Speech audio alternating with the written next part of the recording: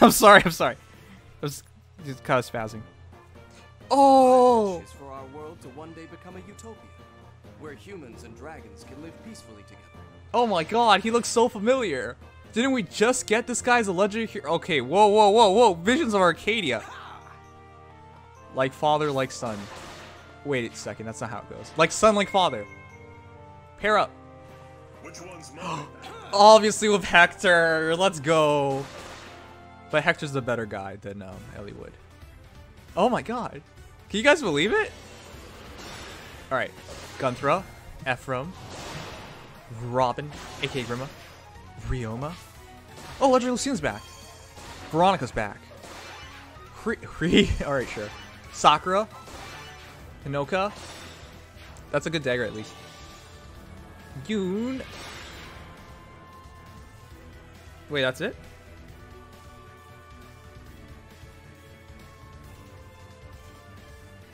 So the reason why I was like kind of memeing and saying like, oh hey, didn't we just get this guy? Roy and Eliwood look so alike. I've even made the mistake before in the past. Man. He looks so good! Unlike Roy, who still looks like a kiddo, Eliwood looks like a whole different story. He looks like a friggin' man. Because he's a man. Notice how he's wielding that... You guys see like Roy, when he wields Durandal, he uses both hands. Eliwood can pick it up with one hand because he's a real man. Unlike Roy though, he is sword cav, which makes sense because, well, if you guys ever seen Cypher art of him, a lot of times he's riding. Anyways, he looks really, really good, and it reminds me of his Cypher art look too.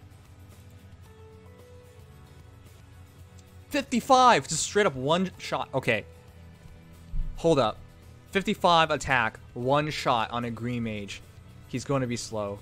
There's almost no doubt that he's going to be slow. All right, in terms of how he's going to function. Wow, this is straight up already a big kit. Wow. Okay. All right, let's start with his sword. Everything else is big too, but let's start with his sword. Ardent Durandal. Grants attack +3. So this is probably gonna be like a throwback to how he is the free-to-play Eliwood. In which case, the free-to-play Eliwood guys has Swift Sparrow, I believe, and he hits so friggin' hard.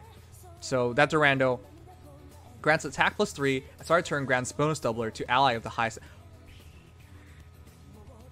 What? Grants bonus doubler to ally with the highest attack at start of turn.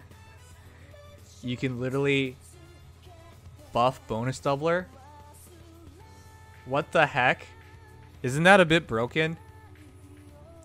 It's like, hey, bonus doubler takes away your ace slot, which is an important slot, because you can run things like Fortress Defense Res, or you could run like Steady Breath, Distant Counter, all those nice things that you can run, but means you can't run bonus doubler. Now you don't have to. Just run Eliwood and make sure it's the guy with the highest attack, and then you get bonus doubler. Isn't that kind of broken? That's actually broken because, as Tempest mentioned, Legendary Marth buffs, Caden buffs, bonus doubler buffs. That is a lot of buffs. Holy crap. If it says bonus doubler to ally or unit with the highest attack, no, to a hero of the highest attack, that would have balanced it out a bit. But otherwise, this is kind of broken, isn't it? Alright, sure. I guess we'll see. But the ability to put bonus doubler on anybody seems pretty broken to me. Anyways, in terms of, is this a skill? Rally Speed Res Plus. I'm surprised we haven't gotten this before, but this is a new skill entirely. Speed Res +6. I think that's pretty good. Because speed can be used defensively, res can be used defensively, and speed can also be used offensively. So these things, those two put together could be pretty useful. And it's also a dual rally, so for the points, it's pretty damn good. I mean, you should consider how even more broken Legendary Marth would be with triple bonus double. You guys are right. If you run like Legendary Zura with like Hone Attack 4 and you just buff them, and then Legendary Marth has bonus doubler in his sword, and then you can run it in his A slot, and then you can run it with Eliwood. You could literally get... That's crazy. But going back to everything, Rally Speed Res Plus, that's a great skill to have just for the points for Arena, if for nothing else. And also Speed Res Plus 6 is pretty significant. Speed and Res can both be used defensively, but of course, Speed can be used offensively as well. Heroes that can use that really well, for example, are like Selkie. Who else? No, I think Selkie is the biggest user of it. Perhaps we have Flora, Picnic Flora. Any heroes that just needs extra res to fully get their ability to work fully could probably use it. Anyways, the rest of the skills is Death Blow 4. So the Death Blow 4 basically indicates to me that he's probably going to be slow. Chances are he's going to be slow and he's going to hit really, really hard. I think that's most likely what Eliwood is. There's good and bad to that. Good thing is, against armor heroes, he should still probably double. In which case, he should just decimate them. Bad news is, he might have a lot of matchups where he just does one shot and not much else. You guys see this battle, right? Against the Green Mage? Straight up, just one shot. One shot, 55 damage. And he has advantage, too. So that kind of scares me. If he's not doubling a Green Mage... Well, fair enough. Green Mages could have, like, moderate speed. Eliwood is not racist, unlike his son Kappa. Okay, we'll get to that. But... yeah, chances are he's gonna 55. I don't know. His attack might not be that high then. Anyways, with Death Blow 4 and him initiating, it's in that case. Yeah, you keep in mind that 55 attacks with Death Blow 4 activated. If for nothing else, he's good fodder for Death Blow 4. And you can, man, actually he has really good fodder. All right, Chill Atk 3, you can get that. You can get Chill Atk 1 and 2 from Garneth really easily. You can Death Blow 1, 2, and 3 from Klein. Hell, you can even use Hot Guy for Death Blow 1 and 2. You get Rally Speed Res just by getting a Rally Speed or Rally Res, and then just learning the Rally Speed Plus. No. No. Who has Rally Speed Res? Okay, I'm pretty sure that's on Oscar. Who is it? Either way, I'm just saying you can learn Rally Speed Res Plus, Death Blow 4, and Chill Atk from him all at once. Tail 2? Tail 2? Tail 2. Okay. I knew it was a 4-star. That's the only thing I remembered. But yeah, my entire point is Oscar is something else. He's also a dual rally hero. Alright, but if it's Tail 2, you learn Rally Speed Res from her. You learn Death Blow 1, 2, and 3 from Klein. You can learn Chill Atk 1 and 2 from Garneth. And then you can just fodder all of that off. So that's really, really high quality fodder. Anyways, outside of that though, what makes him really unique is Visions of Arcadia. At start of turn, if a dragon or beast ally is deployed, grants attack defense plus 6 to ally with the highest attack for 1 turn. That stacks with is Ardent Durandal. Wow. Anyways, alright, so Ardent Durandal and Visions of Arcadia stack. But you gotta bring a dragon or beast ally. That's not very hard. There's a lot of good dragons, a lot of good beast heroes, so. At start of turn, if a dragon or a beast ally is deployed.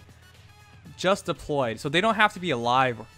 They just have to be deployed, and then it will trigger. Okay. Man. Alright, well that's pretty cool. Ardent Durandal, Visions Arcadia stack.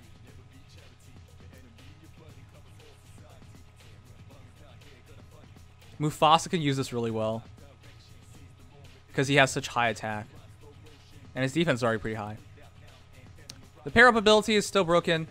Eliwood might be a really ideal pair-up hero. I think they're even showing why he might be so ideal. If you pair up Eliwood with Hector, not only do you get a lot more attack and a lot more defense, but you're moving 3 and he's moving 1, so you can just use Eliwood, move forward 3, switch to Hector, and then Hector can take over. That's actually a pretty good pairing too. This is the first time ever we have a Cav pair-up hero. So now we get to like just transport armor heroes really far. I think the initial talk we had about like pair-up was just eventually there'll be a Cav hero and then we'll just give armor heroes essentially 3 movement. So that's actually really good. Not to mention, after you get the armor hero in, you can switch back to Eliwood, who can still use his buff as long as he's out for the start of the turn. So if you switch to Hector, obviously Eliwood's buff doesn't trigger, but if you switch back to Eliwood and then at the end of the turn, it will trigger. And it is from 28th to the 5th. So it's about, no, from the 28th to the 4th. So a week. All right, a week. Okay, it's a standard amount of time. Okay, that's pretty interesting. Let's go through the heroes real quick though. I'm conflicted. I have a feeling that he's not going to be that strong of a hero by himself, but as a support hero, he's going to do really, really well. And as a specialist against like red versus greens, he'll be immaculate too. He's also wind. Thanks, Goodmonson. Thanks for follow. His animation's pretty cool too. 53 times 2 versus Axe Fighter. So he could potentially double. Alright. Anyways, I think Eliwood's going to be more of a support hero and more of a specialist in your teams. Alright, anyways, what do you guys think of the entire banner?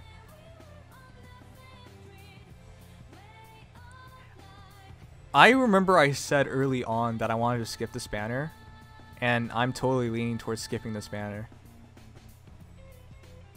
I think Eliwood's really cool, and the ability to potentially use 3 bonus doublers together with Legendary Marth, or just with his son and using double bonus doubler, or even just running Na, who could probably... Well, Na's attack isn't that high. But like, the prospect of stacking bonus doubler seems really cool, and his ability to buff is pretty awesome too. On this banner? Hella skip. But I'm leaning towards skipping. The entire summer has a lot to offer up. Gotta keep in mind, see what else coming up. Then there's more summer banners coming up too. So there's a lot. You gotta be smart with your orbs, and you really only need 1 pair up hero, guys. Oh, also one last thing. The biggest reason you want, I'll keep this in mind. The biggest reason you want a hero with the pair up ability is so you can run them for your allegiance battles. And because he's Cav, his BST is going to be lower. Now, during his season, his BST will get to 175, so it won't matter on his seasons, but for everything else, it will matter.